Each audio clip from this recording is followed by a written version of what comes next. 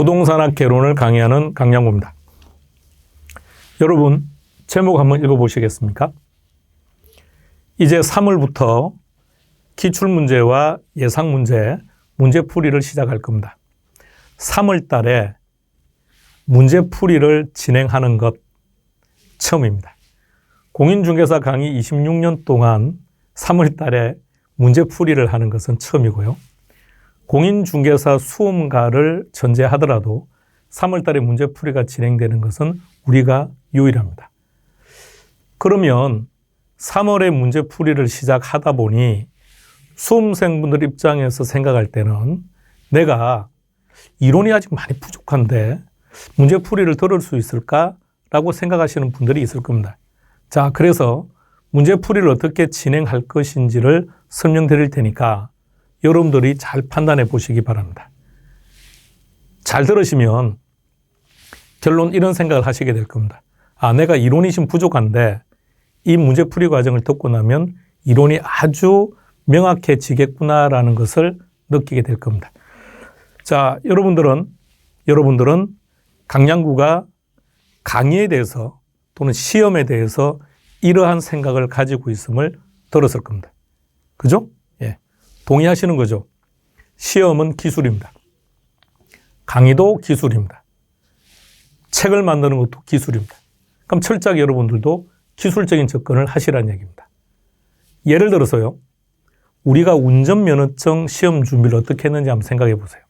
문제 읽고 답 읽고 문제 읽고 답 읽고 했죠. 물론 운전면허 시험과 공인중개사 시험은 근본적인 차이가 운전면허 시험은 그죠? 문제은행식이죠. 근데 우리는 문제은행식은 아닙니다. 자, 그런데 문제은행식이 아니라고 한다면 기출 문제가 왜 필요할까요? 수능은 문제은행이 아니라고 하죠. 근데 기출 문제집이 왜 필요하죠? 공무원 시험 모든 고시에 기출 문제집은 다 존재하고 기출 문제집은 어떤 시험에서나 바이블입니다. 그러면 잘 생각해 봐요. 기출 문제집이 기출 문제가 바이블이라면 중요한 시험의 기준이라고 한다면 결론 어떤 시험이라고 하더라도 정도의 차이는 있을 뿐 문제풀이라고 하는 근본적으로 이 개념을 벗어나지 못해요. 즉 문제은행식이라는 얘기입니다. 그러니까 어떤 시험은 종전에 나왔던 문제가 20%만 출제되는 시험도 있고 어떤 시험은 80%가 출제되는 시험도 있을 것이고요. 그 정도의 차이는 있겠지만 어차피 문제은행식으로 구성된다는 얘기입니다. 그러니까 철저하게 여러분들은 이론을 통해서 문제를 보려고 하지 마시고요. 문제를 기준으로 해서 이론을 보려고 하는 것이 훨씬 더 효과적인 학습 방법이라는 얘기입니다. 이렇게 진행하겠습니다. 기출문제를 풀 때는 숙보기와 함께 진행할게요. 그러니까 숙보기에서 이론 정리를 하고 관련된 기출문제를 풀 겁니다. 그리고 예상문제를 풀 때는 체계도를 가지고 정리할게요. 그러니까 숙보기 내용을 조금 더 체계도 형태로 만들어서 조금 더 시각적인 효과를 드리도록 그렇게 하겠습니다. 그럼 결과적으로 이 과정을 여러분들이 학습을 하시고 나면 이론은 2번 정리하게 됩니다. 그리고 문제는 300문제를 풀게 됩니다. 개론의 경우는요.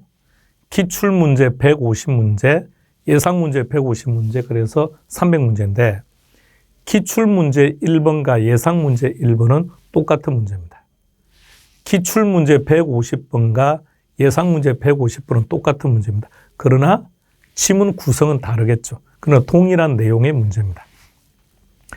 그러나 300문제라고 하지만 그러나 결론은 150문제인 거죠. 같은 유형이니까. 그래서 여러분들은 150문제만 풀면 합격하는데 아무런 문제 없습니다. 그렇다면 150문제를 풀면 합격하는데 문제가 없다고 했으니 그걸 점수로 환산한다면 몇 점을 얘기하는 거냐? 95점을 얘기합니다. 따라서 여러분들은 150문제 내용을 모두 몰라도 합격은 할 수 있다는 뜻이에요. 충분합니다.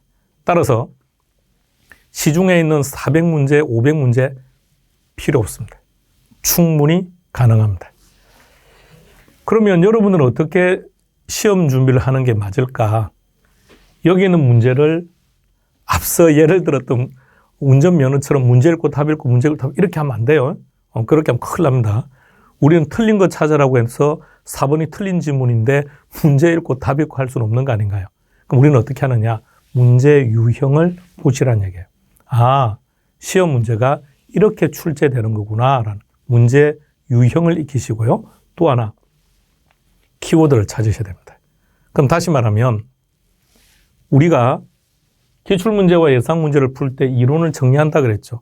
근데 그 이론 강의가 숙보기 강의처럼 이론적으로 많은 베이스를 가지고 진행하지 않을 거예요. 조금 더 답을 찾기 위한 방식으로 진행이 될 거라는 얘기입니다. 5번을 한번 보시겠습니까? 저는 학부는 회계학을 전공했습니다. 대학원을 가서 경영학과에서 회계학을 전공했었고요. 그래서 공인중개사 시험에서는 세법을 제일 먼저 강의했습니다. 세법을 한 10년 정도 강의했던 것 같아요. 그러니까 세법 강의하면서 일정 시점에는 세법과 개론을 같이 강의했습니다. 세법과 개론 한 5년 정도는 같이 진행을 했던 것 같고요. 그 후로는 세법 강의를 이제 안 했었고요. 그럼 그 이전에는 어떤 강의를 했냐면 공무원 시험에서 제가 전공이 회계학이라고 했으니까 공무원 시험에서는 그때 국어시험에 상업부기가 있었거든요. 지금은 이제 회계로 바뀌었는데 상업부기 그리고 이제 공무원 시험에 세법이 추가되면서 세법 강의를 했습니다.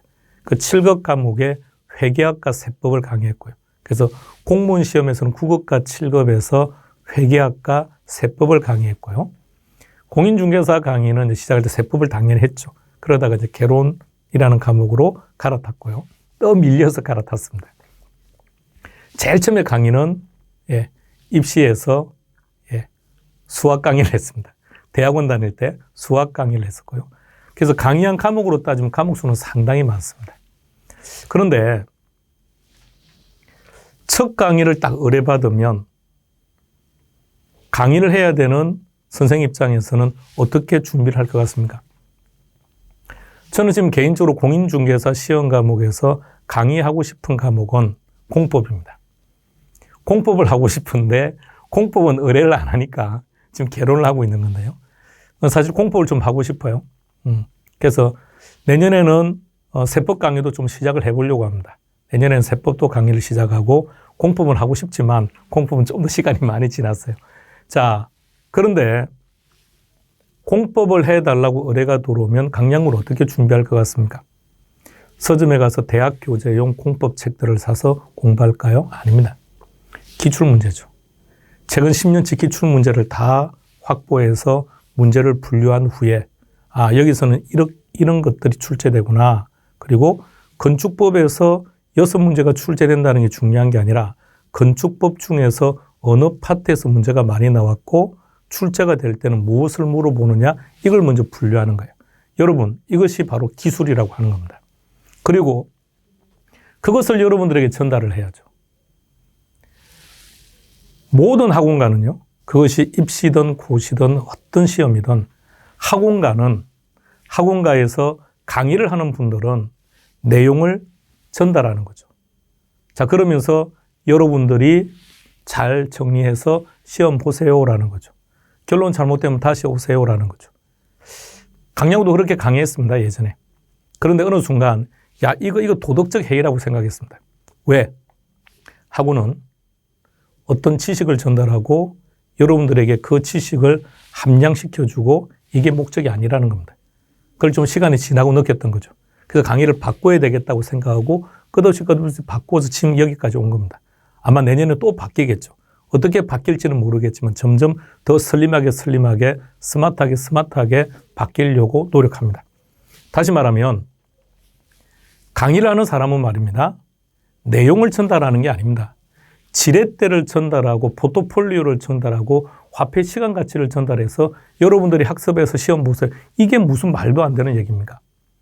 그럼 수험생은 그것을 정리해서 내 걸로 만들어서 답을 찾는데 얼마나 많은 시간이 소요될 것 같습니까? 그러니까 지렛대 효과에서 키워드는 부채죠. 다시 말해서 타인 자본이 존재하지 않는다면 지렛대는 성립할 수 없는 거죠. 두 번째, 타인 자본이 존재함으로써 자기 자본 수익률이 증가해야죠. 그럼 결론은 이렇게 전달하는 게 이게 시험용 강의인 거죠. 그럼 여러분들은 그것만 가지고 답을 찾으면 되죠. 자, 그런데 말입니다. 수험생분들의 대다수는 제가 이렇게 강의하는 것에 대해서 동의합니다. 좋다고 말을 합니다. 그리고 나서 본인은 또다시 공부를 하고 있습니다. 이게 잘못된 거 아닌가요? 기술을 발휘했다면 여러분들도 기술적으로 접근해서 답을 찾는 기술을 익혀야죠. 왜 자꾸 공부를 하려고 합니까? 공부를 하지 마세요. 그러니까 지금 문제풀이를 한다고 하니까 야, 내가 이론이 정리가 안 돼서 두렵다라고 생각한다는 얘기는 결론은 시험 준비를 통해서 뭔가 기술을 익히고 답을 찾는 방법을 파악하려고 하는 것이 아니라 자꾸 내용을 내가 이해하고 하려고 노력하는 거죠. 그렇게 하지 말라는 얘기입니다. 그래서 다시 한 번 더요. 누군가가 강량구에게 어떤 새로운 과목을 강의가 의뢰가 들어오면 저는 뭐부터 하느냐? 기출문제를 다 찾아요. 기출문제를 가고 다 분석을 합니다. 정리하고요. 그래서 어느 파트가 얼마나 출제되었고 어떤 식으로 출제되고 이게 중요한 거구나. 그걸 우선순위로 다 배열합니다. 그리고 그 내용을 제가 이해하고 있지 못하다면 그 부분은 제가 학습을 해야죠. 제가 시험을 본다면 외워버리면 되지만 저는 강의를 해야 되는 입장에 있는 사람이니까 그게 무슨 말인지는 알아야 되겠죠. 그렇게 시험 준비를 하는 겁니다. 무작정 법적인 체계를 학습하는 게 아니고요. 자, 그렇게 시험 준비하셔야 됩니다. 자, 이제 어떤 식으로 이제 문제를 진행할 것인지 여러분들에게 샘플을 보여드릴게요. 자, 첫 번째 기출문제 특강으로 들어갈게요. 기출문제를 풀 때는 숙보기를 정리하겠다 그랬죠. 숙보기를 통해서 1회독 정리를 하겠습니다. 자, 우리 숙보기는 8페이지를 펴보세요. 자, 8페이지를 펴본 부동산학의 이해라고 되어 있죠. 올해는 부동산학의 이해 파트에서도 한 문제가 나올 것 같습니다. 그래서 버릴 게 없어요. 작년 같으면 부동산학의 이해는 다 버렸습니다. 시험과는 관계없다고 해서 버렸는데 올해는 아닙니다. 준비해둬야 될 것 같아요. 자, 그럼 8페이지에서 시험에 출제될 수 있는 형태는 딱 두 가지예요. 자, 첫 번째 형태는 부동산학의 정의가 나와 있죠. 그 정의를 근거로 해서 한 문제를 구성하거나 아니면 표준산업 분류에서 속하는 것 찾아라, 아닌 것 찾아라 이런 형태로 출제가 되거나 둘 중 하나가 출제가 될 겁니다. 자, 부동산학으로 들어갑니다. 자, 정의를 한번 쭉 읽어볼까요? 시작. 부동산 활동의 능률화의 원리 및 그 응용 기술을 개척하는 종합 응용 과학이다라는 이 표현도 우리 시험에서는 2번 출제가 되었던 표현이에요.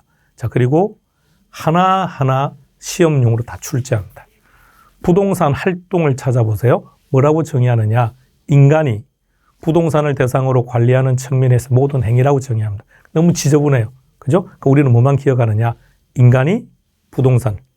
따라서 부동산 활동의 주체는 인간이고 부동산 활동의 객체는 부동산이므로 대인 활동이면서도 대물 활동이라는 얘기입니다.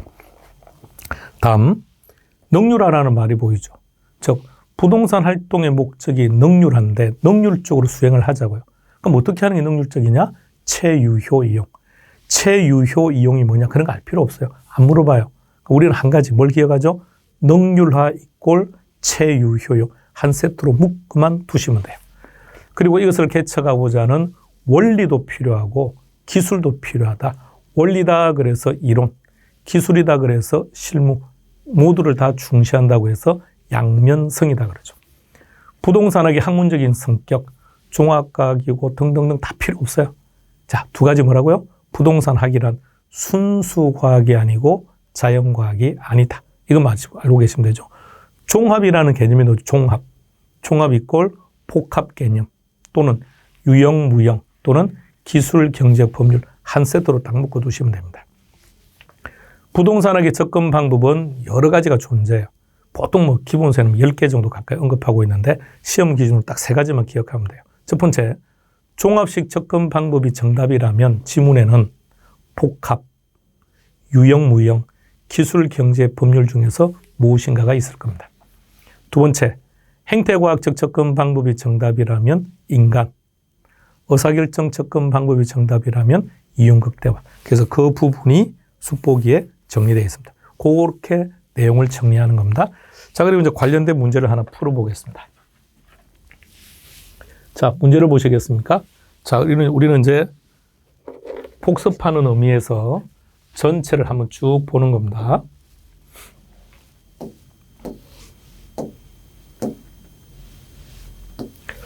동그라미 1번. 부동산학은 응용과학이다. 근데 응용과학이라는 말이 온지 X인지 우리는 알 필요 없어요. 우리는 뭐만 기억하고 있죠? 오케이. 부동산학은 순수과학 아니고 자연과학 아니다. 결론은 순수과학, 자연과학과 상관없으니까 옳은 지문. 2번, 부동산학의 연구 대상에는 부동산 활동과 부동산 현상이 있다는 것. 부동산학의 접근 방법 중에서 종합식 접근 방법이라는 게 나왔네요. 그럼 종합식 접근 방법이 옳은 지문이라면 기술, 경제, 법률이라는 말이 보이든지 또는 복합이라는 말이 보이든지 또는 유형, 무형이라는 말이 보이든지 그러면 옳은 지문, 정확합니다. 동그라미 4번에서는 종합이라는 개념 끝. 다음 동그라미 5번. 안전성의 원칙이 무엇인지는 모르겠어요. 능률성의 원칙이 무엇인지는 모르겠어요. 아실 필요 없다는 겁니다. 경제성의 원칙이 무슨 말인지 몰라도 상관없어요. 단 우리는 체유효 이용이라는 말이 있으면 체유효 이용이라는 말이 있으면 이것은 능률성의 원칙과 관련되는 거지 다른 원칙과는 관계없다 이렇게 접근하는 겁니다. 답은 5번 됩니다. 문제는 어떻게 접근하는지 아시겠습니까? 자, 그래서 기출문제는 이런 식으로요. 숙보기에서 이론을 정리하고 관련된 문제를 찾고 이런 식으로 정리를 하겠습니다. 다음 이제 예상 문제로 한번 들어가 볼까요? 예상 문제를 들어갈 때는 먼저 체계도를 먼저 보여드릴게요. 물론 숙보기에 다 있는 내용들이에요. 부동산 학에서는 부동산학 총론이라는 파트에서는 4가지 파트를 학습하는 거예요. 제목이 부동산 학이니까 부동산 학이 뭐야? 부동산 학의 개념. 두 번째, 부동산 학이라고 할지라도 결론은 부동산을 대상으로 하는 거죠. 그럼 부동산이 뭐지? 관련된 문제예요. 세 번째, 부동산의 분류. 부동산의 분류는 용어 정의, 토지의 정의, 그죠? 또는 주택들의 정의. 그리고 부동산의 특성. 4개 파트인데, 물론 4개 파트 중에서 부동산의 분류와 부동산의 특성이 별표시 100개짜리예요. 자, 이제는 별표시 하면서 가는 겁니다. 별표시 100개. 그런데 작년 같은 경우에는 버리자고 했습니다. 아예 강의 안 했고 강의하지 말라, 시험 준비하지 마시라고 했습니다. 근데 올해는 아닙니다. 올해는 가져가야 됩니다. 그래서 올해는 지금 보시는 건 각각 한 문제씩 출제될 것 같아요. 부동산 총론에서는 3문제 내지 4문제가 출제됩니다. 3문제 내지 4문제가 출제가 되는데 3문제가 출제가 된다면 이들은 각각 한 문제씩 나올 것이고요. 둘 중에 하나가 출제되든 아니면 둘 중에 둘 다 출제되는데 한 문제 속에 전체를 다 언급하든 그래서 올해는 하나도 버릴 게 없을 것 같습니다. 자, 그중에서 부동산학의 이해 파트요. 부동산의 이해 파트에서 우리가 정리할 건 크게 2가지였죠. 부동산학의 정의하고 표준산업 분류하고 자, 부동산학의 정의는 첫 번째 연구 대상요. 두 번째는 부동산 활동에 대한 부분 그리고 종합의 개념, 부동산의 학문적인 성격요, 그리고 접근 방법, 그리고 여기까지가 부동산 학의 정의와 관련된 거고요. 표준산업 분류. 이 중에서 이제 하나가 나올 거라고요. 부동산학의 연구 대상이 뭐였죠? 부동산 활동하고 부동산 현상이라는 것. 부동산 활동과 부동산 현상. 부동산 활동을 뭐라고 정의했습니까? 인간, 부동산, 대인 활동이면서 대물 활동이다. 그리고 부동산 활동의 목적은 능률화하는 거죠. 어떤 게 능률적이라고요? 체유효 이용. 종합, 달리 말하면 복합 개념 또는 유형, 무형 또는 기술, 경제, 법률로 이어집니다. 학문적 성격에서는 2가지만 기억하자고요. 순수과학이 아니고 자연과학이 아니다. 접근 방법은 여러 가지가 있는데 시험 기준 우리는 딱 3가지만 정리한다고요. 첫 번째, 종합식 접근 방법이 정답이다. 그럼 지문에는 뭐가 있다고요? 종합이라는 단어가 있을 수도 있고요. 복합 개념, 유형, 무형, 기술, 경제, 법률. 두 번째, 행태과학적 접근 방법이 정답이라면 지문에는 인간. 자, 이런 의미예요. 행태과학적 접근 방법이라는 얘기는 인간들의 모습들을 유심히 관찰해서 그래서 공통점을 모아서 접근하는 방법이에요. 자, 그런데 말입니다. 이런 설명은 수포기 특강에서 이론에서 한번 정리를 하면 끝인 거지.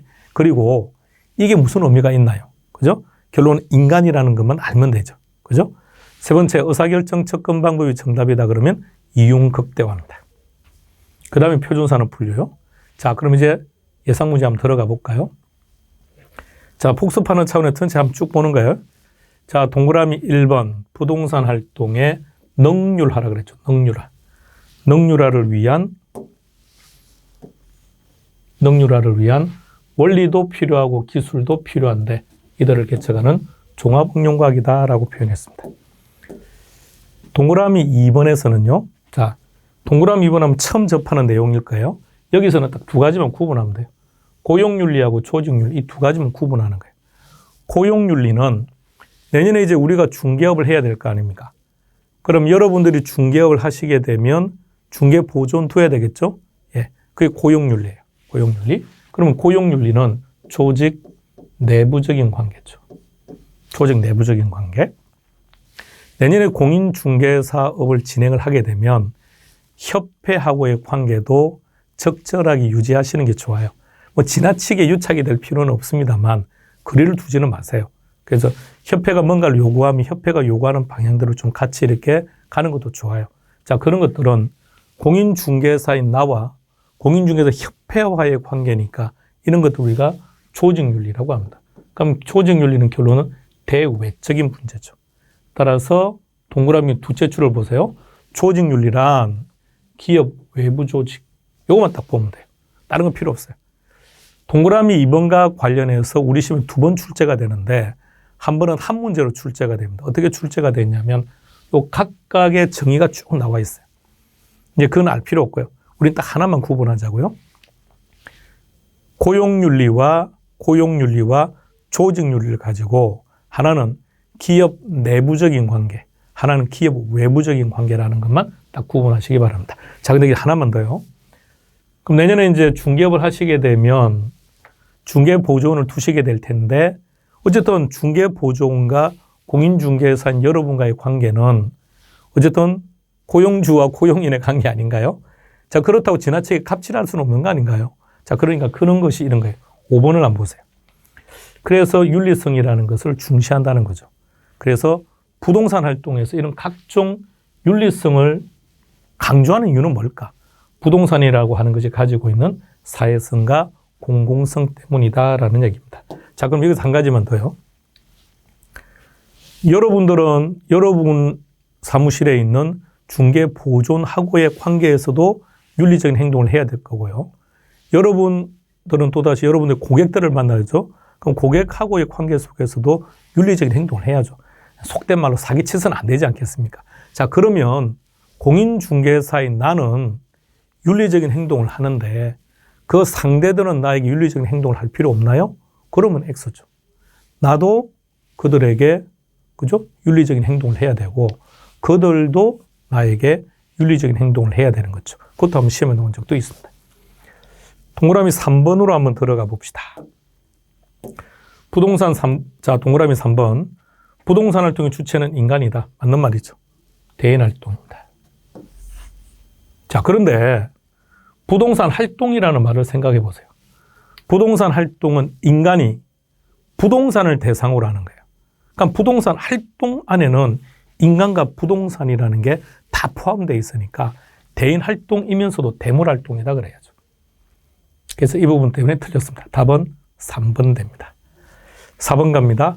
의사결정 접근 방법이 나왔네요. 그럼 이게 옳은 지문이라면 지문에는 반드시 뭐가 있다고요? 이윤극대화. 동그라미 5번 윤리성이 한 번 더 나왔습니다. 자, 이렇게 해서 예상 문제 풀이를 정리하죠. 자, 한 번 더 잘 보세요. 문제 풀이 과정은 이렇게 진행할 겁니다. 이렇게. 그래서 기출문제는 수포기업과 함께 이론 정리를 하고 예상 문제는 체계도를 통해서 다시 한 번 더 수포기보다 좀 더 슬림하게 그러니까 시각적으로 시각적으로 어디에서 어떤 식으로 문제가 나오는지를 좀 더 정확하게 전달하려고 해요. 자, 이렇게 해서 이론을 정리할 겁니다. 그럼 이론 이해도 하는 것이고 문제 크게 보면 300문제를 풀게 됩니다. 이렇게 정리를 하게 되면 여러분들이 시험장에서 10월 29일이죠. 10월 29일 날 시험장에서 95점 받아내는 데는 아무런 문제 없어요. 단지 이제 이것을 계속해서 반복해 주셔야죠. 그래서 모든 과목 다 과목이 너무 많죠. 한 과목마다 학습해야 되는 볼륨도 많고 그러나 선택을 했으니까 합격은 해야죠. 그러니까 철저하게 시험 준비하자고요. 어떻게 해요? 시험은 기술이다라고 했으니까 어떤 내용을 윤리성이라는 게 무슨 뜻인지 고용윤리라는 게 무슨 뜻인지 그걸 알려고 하지 마시고요. 고용윤리라고 하는 것은 정확하게 공인중개사인 나와 보조원사에 지켜야 되는 윤리인데 이렇게 접근하지 말고요. 고용윤리는 기업 내부적인 문제고 조직윤리는 기업 외부적인 철저하게 시험에서 답을 찾을 수 있는 형태대로 정리해 나가면 쉽게 합격한다는 건 아니고요. 어떤 시험에 쉽게 합격할 수 있겠습니까? 그러나 상대적으로 수험 기간 동안 나의 자존감 상처받지 않도록 하고 그리고 내 몸 아프지 않게 하고 그렇게 가려면 조금 더 이렇게 슬림하게 스마트하게 진행하는 것이 효과적입니다. 문제풀이는 이렇게 진행할 겁니다. 3월달 수업 시간에 뵙겠습니다. 수고했습니다.